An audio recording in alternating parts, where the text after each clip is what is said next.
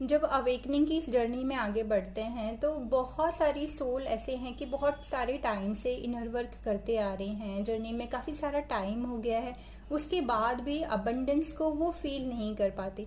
कई सोल यहीं पर ही स्टक हैं कि अच्छा अर्न करना ही सिर्फ अबंडेंस है, बट ऐसा नहीं है। हमें बहुत बार ये सोचने की, ये जानने की ज़रूरत है कि इस जर्नी में हम जो पास्ट के वूंड्स हैं उनको रिलीज करते हैं, उनको हम हील करते हैं, अपने शेडोज पर वर्क करते हैं, है ना। जो हमारे पास्ट लाइफ के रहे हैं या अवेकनिंग से पहले जो भी हमारे जिनके साथ में रिलेशनशिप थे, या हमारा इनर चाइल्ड था, या फिर हमारा यंगर सेल्फ था, तो हम बहुत सारी चीज़ों को हील करते हैं, देखते हैं, एनालाइज करते हैं, सेल्फ लव प्रैक्टिस करते हैं।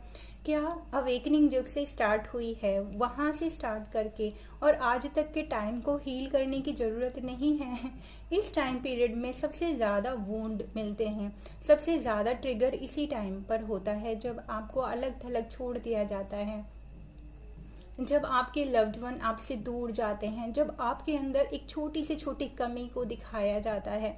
तो क्या ये वाला जो टाइम पीरियड है इसको भी हील करने की ज़रूरत तो नहीं?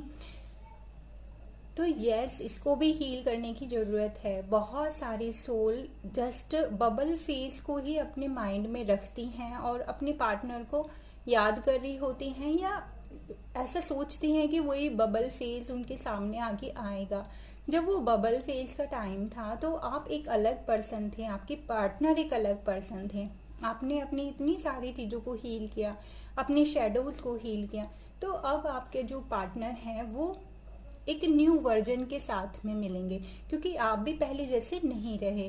तो क्या आपको उस बबल फेज को रिलीज करने की ज़रूरत नहीं है? यस, उसको भी रिलीज करने की ज़रूरत है। कई बार वहीं स्टक रहकर आगे बढ़ा नहीं जाता है, लेट गो नहीं किया जाता है, उसी एक ट्रैप में हम रह जाते हैं, उसी को हम सोचते हैं, वही सारी चीज़ें हमारे माइंड में रहती है। माइंड सेट हमारा आज चेंज हो गया है, कॉन्शियस लेवल हमारा चेंज हो गया है।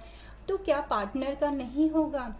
तो इन सारी चीज़ों को भी हील करने की ज़रूरत है। जब इस टाइम पीरियड में हमने देखा, सीखा और समझा, चाहे इसमें बबल फेज रहा है या आपकी सोल मिशन में आपको जो ट्रिगर्स मिले हैं वो रहे हैं, या आपने अगर स्पिरिचुअल ईगो से डील किया है और जहां आप अपनी स्ट्रेंथ के लिए खुद ही खड़े हुए हैं, तो इन सबको भी हील करना और इन सबको भी लेट गो करना बहुत ज़रूरी है। आप एक वेसल हैं और वो वेसल जो बिल्कुल खाली है, आप एक टूल हैं डिवाइन के, तो आपको हर एक चीज़ को लेट गो करना